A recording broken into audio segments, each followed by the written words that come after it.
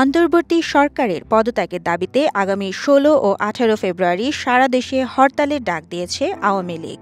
মঙ্গলবার ১৮ জানুয়ারি রাতে দলটির ভেরিফাইড ফেসবুক পেজ থেকে এই কর্মসূচি ঘোষণা করা হয়।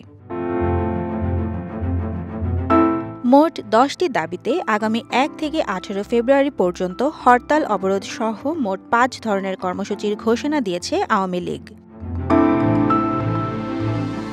তাদের কর্মসূচিগুলো হলো: ১ ফেব্রুয়ারি থেকে ৫ ফেব্রুয়ারি সারা দেশে লিফলেট বা প্রচারপত্র বিলি করবে দলটি।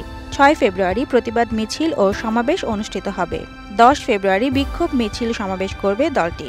১৬ ফেব্রুয়ারি অবরোধ এবং ১৮ ফেব্রুয়ারি দেশব্যাপী সকল সন্ধ্যা সর্বাত্মক কঠোর হরতাল কর্মসূচির ঘোষণা করেছে তারা। দলটি বলছে, দেশের মানুষের রাজনৈতিক ও গণতান্ত্রিক অধিকার আদায়ে এই সকল কর্মসূচিতে কোনো প্রকার বাধা প্রদান করা হলে আরও কঠোর কর্মসূচি ঘোষণা করা হবে। প্রেস বিজ্ঞপ্তিতে আন্তর্জাতিক অপরাধ ট্রাইব্যুনালে শেখ হাসিনা সহ অন্যান্যদের বিরুদ্ধে হত্যা মামলা সহ অন্যান্য মামলা প্রত্যাহার এবং প্রহসনমূলক বিচার বন্ধের দাবি জানানো হয়। এই প্রেস বিজ্ঞপ্তিতে শেখ হাসিনাকে প্রধানমন্ত্রী হিসেবে উল্লেখ করেছে ক্ষমতাচ্যুত দলটি।